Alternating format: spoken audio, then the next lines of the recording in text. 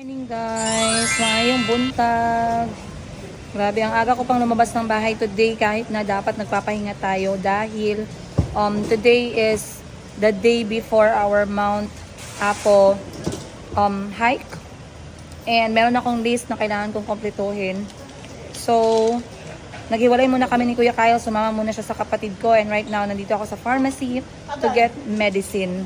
So, bumili na ako guys ng mga for body pains, for diarrhea, for kids, for adults, for fever, for mga patches, for body pains as well. Kukumpletuhin natin today yung mga kulang natin ng mga maliliit na mga detalye for our hike. Iniwan ko muna yung maliliit na bata guys. And so, meron. Robinson's Garden. So, yun na siya. So, hindi ko kayo nakwentuhan guys, but the past 2 days has been really difficult. Sobra akong nahihirapan mag-adjust dahil naikwento ko sa inyo ang pag-alis ng isang kasamahan namin sa bahay.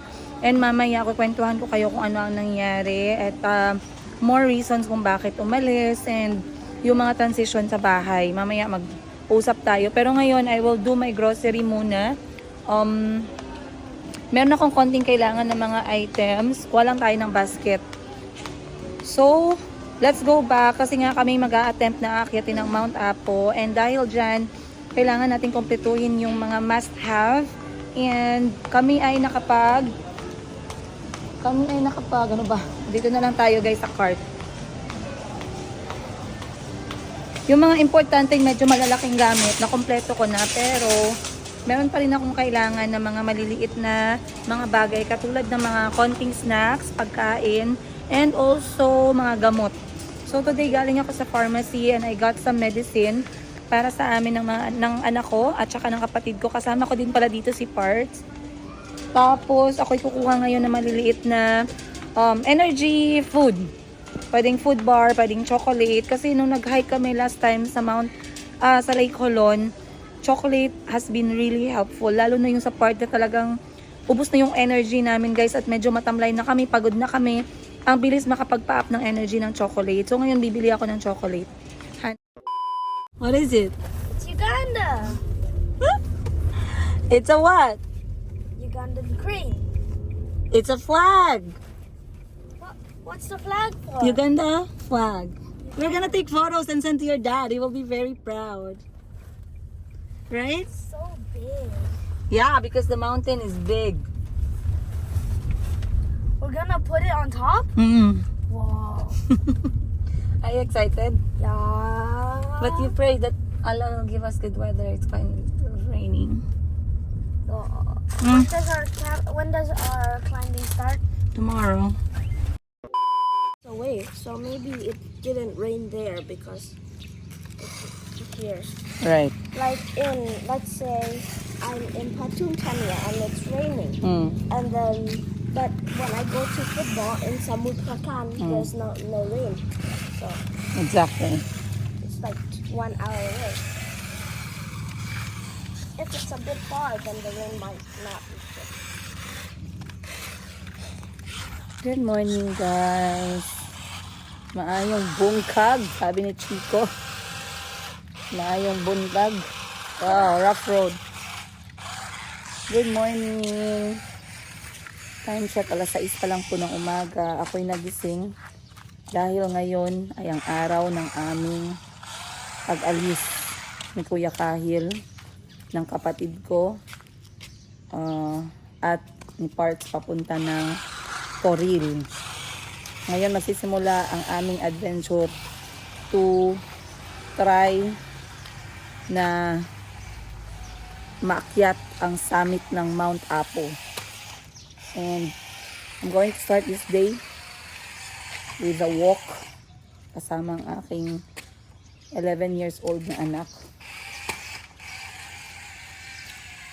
Wow, it's so slippery. I can't even get up anymore. And maulan-ulan guys, ilang araw na pong maulan, pero pinagpipray namin na maging maayos at maging peaceful itong aming pagpunta sa Mount Apo at masamit namin yung peak ng Mount Apo na maganda yung clearing.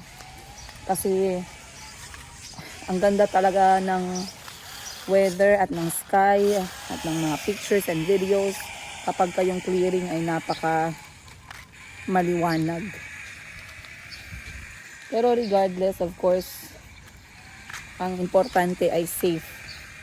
So, pinaalalahanan ko si Kahil sa mga mangyayari. Kasi first hiking to ni Kahil. And Mother Mountain pa, which is ang Mount Apo of the Philippines. Once again, you guys, we are extremely excited. We are not overwhelmed. We are trying to calm down, take it slow, have our mindset. Pero pinaalalahanan ko si Kuya Kahil na this is not a competition. Again, this is not a competition. Right, Kahil? Yeah. Enjoy ourselves. Exactly. We are going to enjoy ourselves, you guys.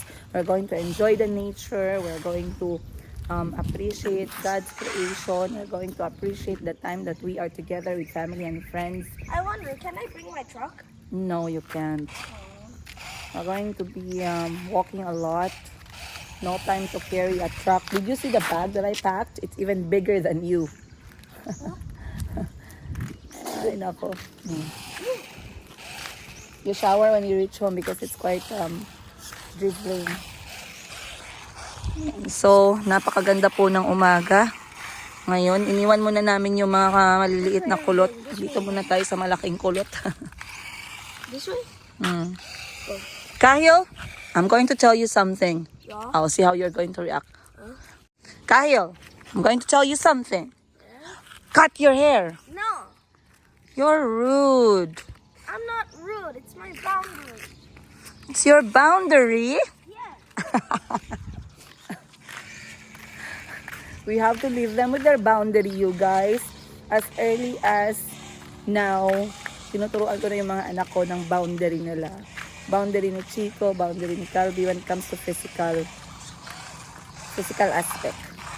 Kasi alam ko this, sometimes people can have their own opinion, their message, but they don't deliver it well. Kasi hindi ko alam no, bakit ganun no, may mga ang dami kong comment na nagsasabi, pagupitan mo yung anak mo. Gupitan mo po yung buhok ni Kahil, mas gwapo siya kapag kaganon. Dalhin niyo po sa barber yung mga anak niyo, pagupitan niyo po, mas malinis silang tinantak kapag kaganon. I understand. You guys, you are kumakati talaga kayo na pagupitan ko yung mga anak ninyo, pero let's try to imagine it na ako yung magsabi sa inyo or someone will tell you, hindi ka bagay sa mahabang buhok, pagupitan mo yan. I wonder how you would feel kung may mga taong pala desisyon sa paligid ninyo, no? I mean, some people will not get offended, pero hindi lahat. Hindi lahat. Kaya, what I'm trying to say is, let's respect people's boundaries when it comes to their physical features. Let them have what they want. Kyle sometimes decides he wants to cut his hair. Sometimes he doesn't. And I respect that, to be honest. So anyway, you guys, kami maglalakad-lakad muna. Si Auntie Christine ay tulog na tulog pa. And mamaya ipapakita ko sa inyo ang i-reveal ko sa inyo. Good morning. I-reveal ko sa inyo ang laman ng aming yo. Oh, oops. I-reveal ko sa inyo ang laman ng aming apakalaki at higanting bag. Hindi ko alam bag pa ba yun guys or cabinet. Sobrang laki at sobrang bigat. Yes, get up there. Yes, yes, yes. Good job. Get down. Oops, oops. Nice. Oops.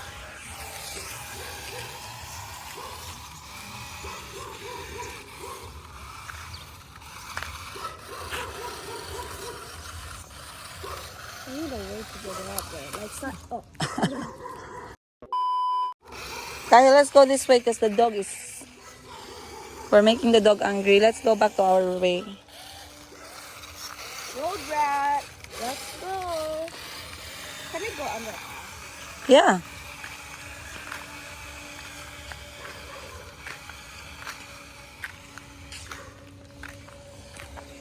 So, Ngayon ay ika-6 na lang. Ang bilis lang ng araw, guys. Dumating si Kuya Kahil nung 21. Ngayon ay 27 na. Grabe, ang bilis lang ng araw, no? 6 na araw na namin kasama si Kuya Kahil. Bakit ang bilis ng araw? Pero okay lang kasi everyday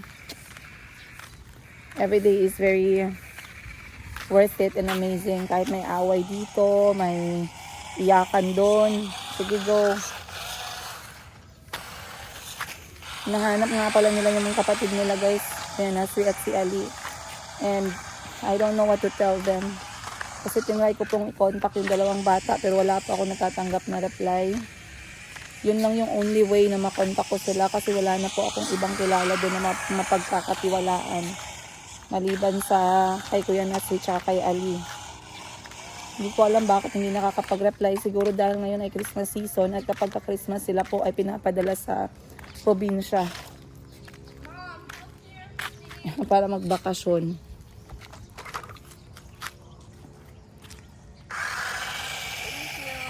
Ayan.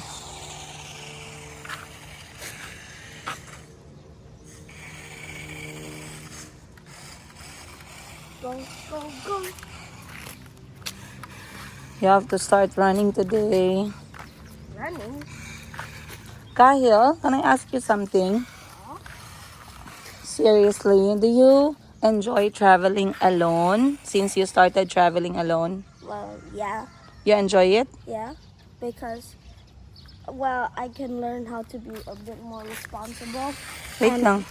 And I can also, like, sometimes I can also learn how to be in, like, bad situations where I'm getting squished. And Squished. Did you get squished? Yeah, I got squished. Where? Like, 2 guys, they were very big on the plane when I was coming here, and then I got squished. I couldn't sleep a bit, but I ended up sleeping on my pillow. So, yeah, it's going to be. It was a bit hard in those situations. And I can also, the good things about it is maybe sometimes they will take me to first class or something like that, and I can have peaceful time. But yeah, it's hard on me because on my calves, I have to walk a lot in the airport looking for my flight. You used to call Mama a lot when we traveled together. How about now? Do you feel comfortable knowing that Mama is not with you or Dad? Yeah, I'm actually getting comfortable doing it by myself or with an assistant right there. But I think I can do it without an assistant. Are you sure? Yeah. That's really cool. So if I ask you to travel, like let's say Hong Kong or Singapore and you're flying alone, can you manage? How far is that? Like same, like going to Philippines.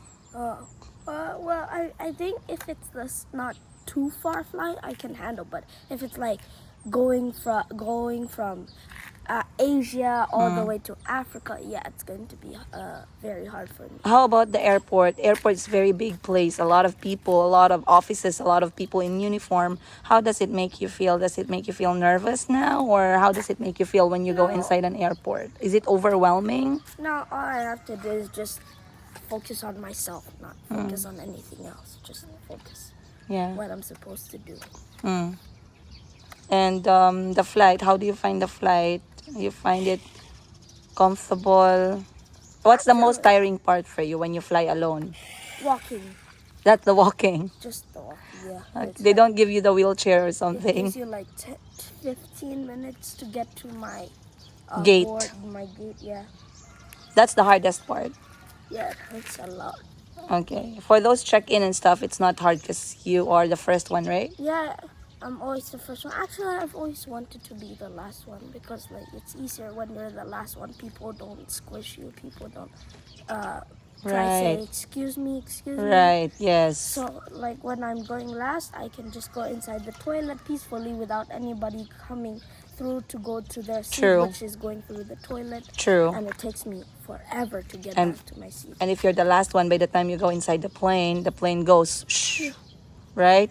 People will not be lining up, saying, excuse me, that's my seat, this is my seat, can you move your bags, right? That's true. You see, guys? amazing interview with Mr. Kahil Sakamanya right there.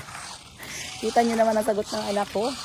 So, wala kayong hindi ko alam kung ano nakita niyo. May nakita ba kayong worry or takot doon? Pero ako, ang nakita ko is a very independent young man. And si Kahil pala guys, ang apelyido niya ay Sakamanya, which is very long and very complicated. Kasi doble-doble po yung letter ng kanyang apelyido. So, dobleng S, dobleng A, dobleng K, dobleng ano pa ba? Doble-doble yung letter ng apelyido niya. And I find it very unique by the way. His last name is like his dad.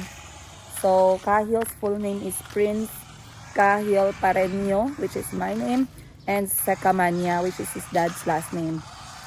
At bakit Prince Kahil ang pangalan niya? Kasi kasagsagan pa yun guys, na in love pa kami sa isa't isa.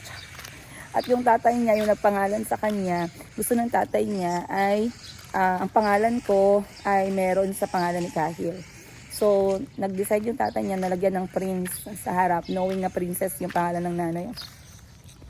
I'm so touched. I'm so touched. Prince tapos Kahil. Kahil is taken from a famous soccer player. Kaya Kahil yung pangalan ni Kuya Kahil. Now you know. At like I said, I had him when I was 23 kasi ano na ako ngayon guys, 35 and Kahil is turning 12. Ayun. Ang agwat namin ng tatay ni Kuya Kahil ay nasa I believe 5 or 6 years. So 40 na yung tatay niya. Sana all. Pero masaya ako and I had Kahil when I was younger. And to be honest with you guys, disclaimer ha, hindi ko tinuturuan yung mga bata ngayon. Pero if you ask me my opinion about life and being a mother at a young age, I preferred it that way. Masaya ako at naging anak ko si Kuya Kahil nung 23 pa lang ako. Kasi ngayon parang barkada na lang kami. And I can go with him anywhere kung may pera lang. Gusto kong isama si Kuya Kahil sa lahat ng lakad ko. Ngayon na ganito na siya kalaki. And gusto ko yun guys. And sana ginawa ko na yun when I was younger. I know it's going to be very hard, but right now it's amazing. It's amazing to be 35 and you have a 12 years old child. I love it. I so love it, you guys. Na iniisip ko talaga minsan kapag nagre-reflect ako na sana mas inagahan ko na nanganak. Sana ngayon meron na akong 12 years old, 10 years old, 9 years old, ganun. Pero of course, everything happens for a reason. And you know, never naman natin malalaman kung anong mangyayari sa panahon. Pero if I have a very close person, kung may kilala man ako na sobrang close ko, or kahit yung mga kapatid ko, ayan, I would advise them to try and get a child as early as 23, 24. Kasi nga maganda yung feeling na 34, 35 ka na, meron ka ng parang binata. Kasi ngayon guys, 35 na ako, napapagod na po ako, inaantok na ako, senior citizen na ako malapit. Pero si Mayumi guys ay talagang gumagapang pa lang. So there's a lot of work there. There's going to be a lot of time waiting to have fun with her. Na yung talagang ganitong edad. And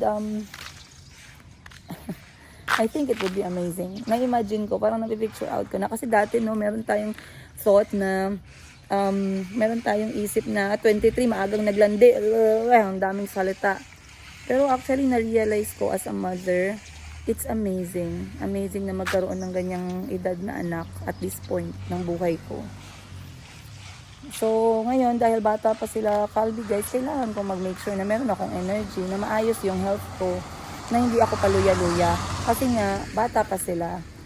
Tumatakbo talaga, gusto makipaglaro palagi. So imagine sa gabi guys, I have to stay awake kasi naghahanap yung mga anak ko ng bedtime stories.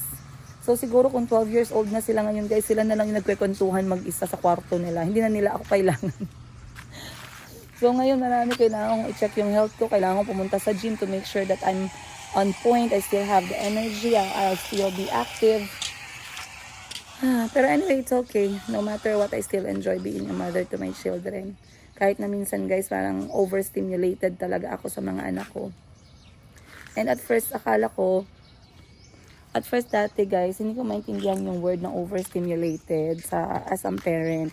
Pero now I realize na yun pala yung perfect word kapag ka masyadong nasa point ka ng pagiging magulang mo, nasa loob ka ng bahay, maingay ang lahat, merong demands yung bawat isa, may reklamo yung isa, may sinasabi yung isa, may hinihingi yung isa, ang kalat ng bahay, maingay, gusto mong bigyan ng atensyon yung isang mong anak, pero naghihingi ng atensyon yung isang anak mo, gutom yung isang anak mo, pinapadede mo yung isa. That's when overstimulation happens. And yun yung feeling na parang ang sarap lang iwan, parang ang sarap lang mag-snap ng finger and pumunta ka muna sa isang lugar na sobrang tahimik. Ayun. Yes, they're calling me ang liit. Ay, the key is here. You want to go eat cereal? No, me just want to go back. What do you want to have for breakfast? Kai Dao. Kaidao, let me cook for you, Kaidao. Okay. Kahil is craving for Kaidao or fried egg. So, tara magluto tayo ng fried egg niya. That's what he wants for breakfast. So, toy mo, anak. No, I keep it outside. Good morning. She's like a koala. Look at her hand. Good morning. Appetite, appetite, appetite. Oh. Carry her properly. Okay, you watch TV there first while I am Let's making. watch Teacher Alicia. Hold your sister. Now sit with her. Appetite. Gising na si Mayumi. Ganitong oras talaga yan siya nagigising, guys. And she's a big girl now. She's wearing 1-year-old pajama. But I think I should have bought for her 2 years old. What? Because look. Yeah, it's barely fitting. Yeah.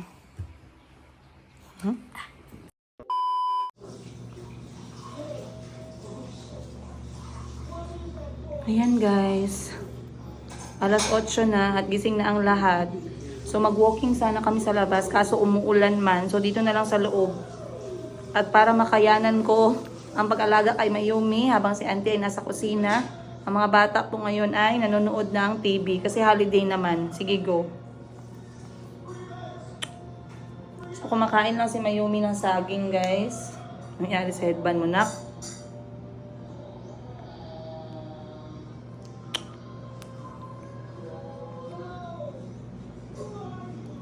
So, aantayin ko lang yung kanin maluto and then tatawagin ko na yung mga bata for breakfast. Nagluto ako, guys, ng omelette, sunny side up, paborito ni Kuya Kahil, at saka tahong na tuyo, tuyong tahong, na binili pa namin ng El Nido, Palawan. Tama na, nak. Slowly lang. Dahan-dahan lang, nak. Bilis mo man magkain ng saging. Mwah! Ay, galit. Wait lang. Ay, sige. Ayan na, Galit siya.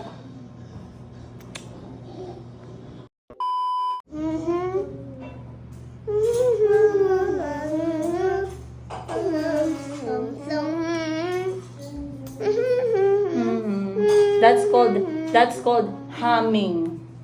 Humming means you're doing sounds but you don't sing.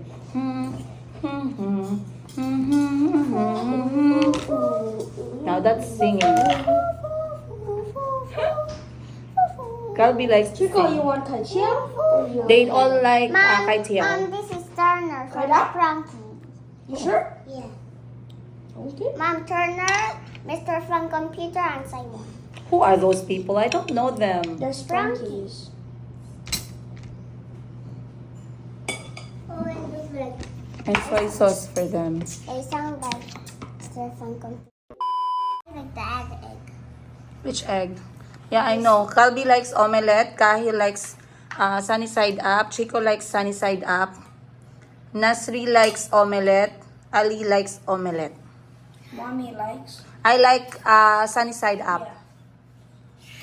So, yan ang ulam namin, guys. Hold on, Kobe.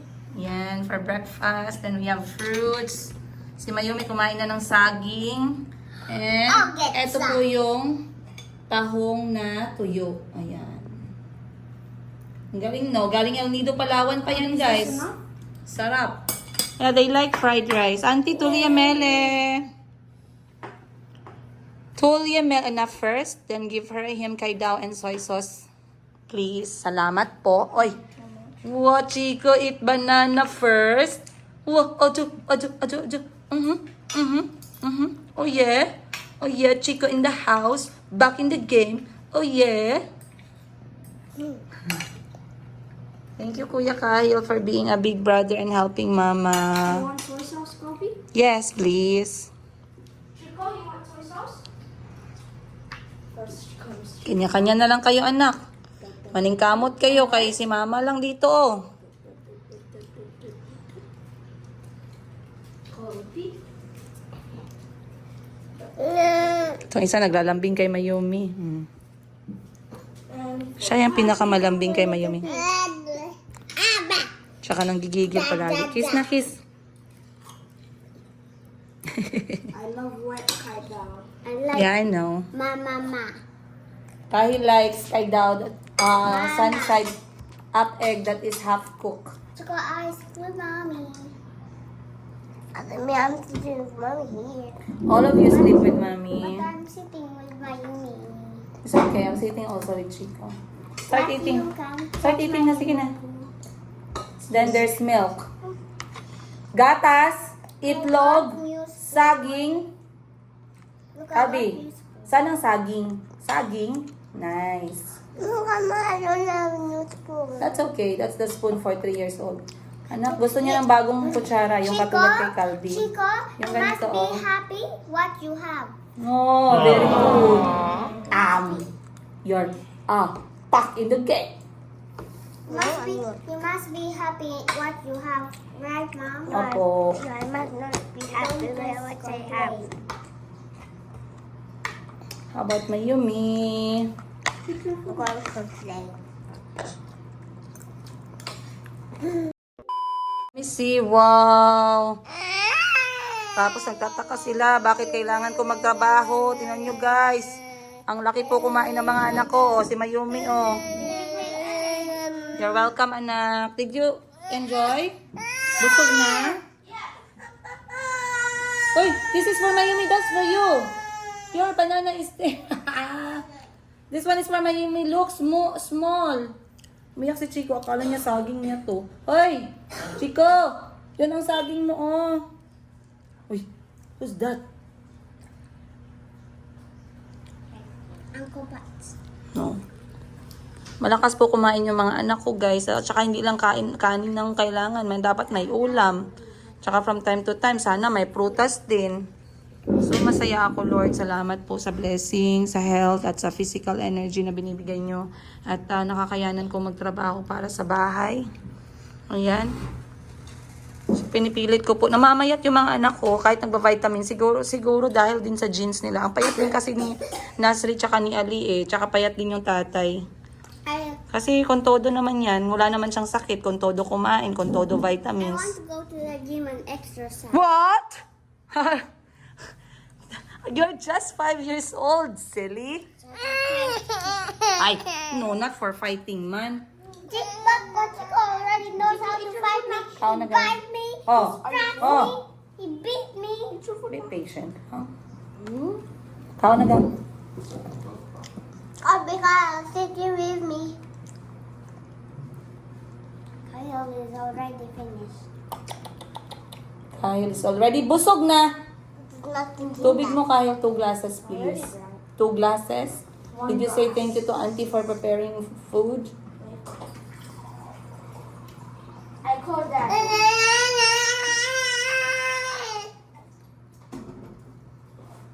What you call Dandy? I said I called that. Dandy? What's Dandy? Not the cowboy.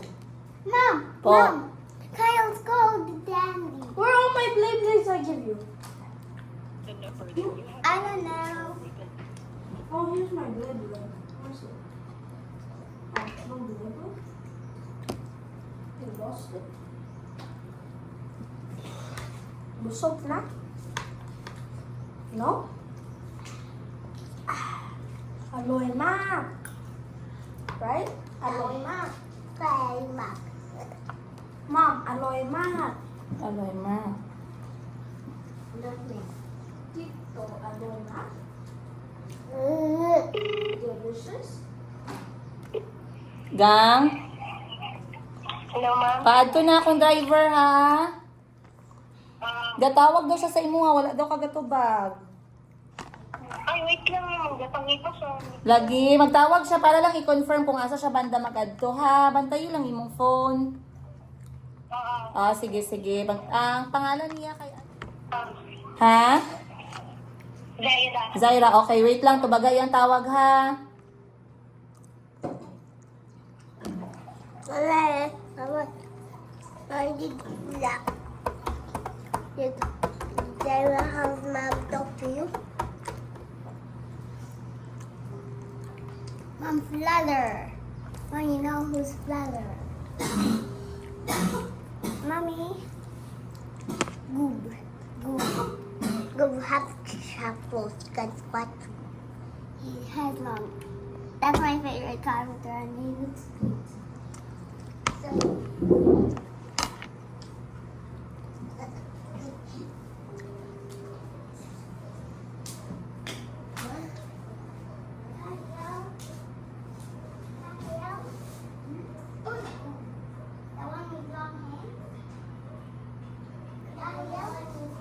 Hi, go back to the table.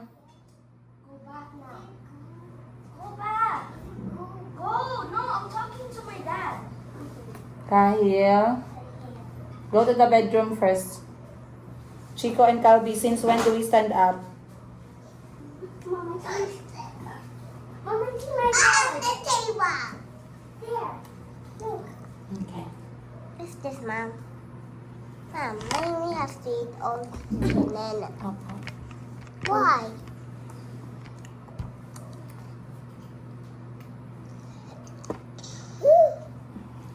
What is it?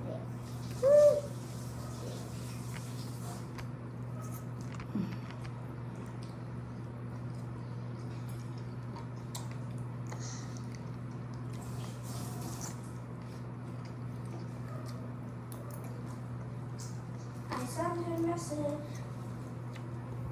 Recording ko dra, yeah? Maybe it's too early. Or is he just watching Netflix and doesn't want to answer? He's sleeping. Mayumi, no toys on the table. Mayumi? Who gave you the toy? Me. Chico wants to have a kiss. Kahir, kahir, kahir. Calvi, Calvi, Calvi. Kahit can you bring me a hanger, please? Hanger, a big one. Because now I'm going to give someone hangers. Then I'm just going to get the hunger. No, you got the mom. I'm just going. What did you want who? Auntie Buji. Auntie Buji. But Auntie Buji needs to go home, man. I want her to come back. That's just. You want Auntie Buji to come back? Mom. Po. That move just long and long. Long and long. Kahil! Kahil! I want. Can you please change to Bluey? Honey.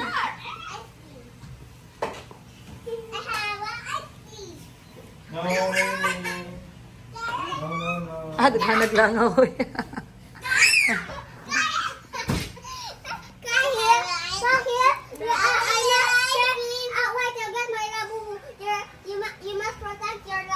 If we get it, then 1 point for me. Guys, ang gulo po talaga ng buhay namin. Ang gulo ng buhay, ang gulo ng bahay. Lunchtime na and hindi ko maintindihan kung ano ang una kong gagawin dahil pag wala po talagang gadget, guys, expect mo na magulo talaga ang mga bata. Kasi yung gadget, ano yan eh, parang nagiging zombie yung parang nagiging zombie yung mga anak ko dyan. Pero pag wala, yung normal nila na ugali, nagsisilabasan. So, naglalaro, nagbo-boxing. You did? Yeah. Mama, since when are you washing plates? Because I already know. I learned it from Auntie. Wow, auntie is the best auntie teaching Calvi how to wash.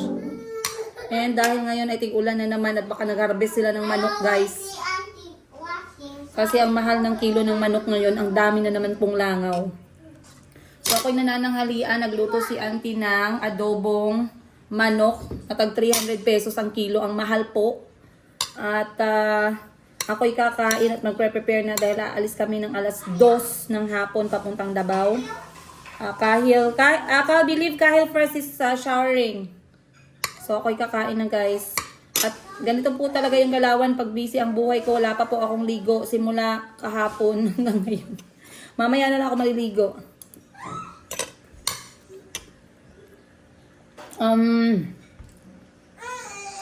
Yun lang guys. Ako muna yung mag-aasikaso dito sa bahay, of course. Maraming salamat sa panonood and we'll see you guys on the next episode. Much love, love you guys.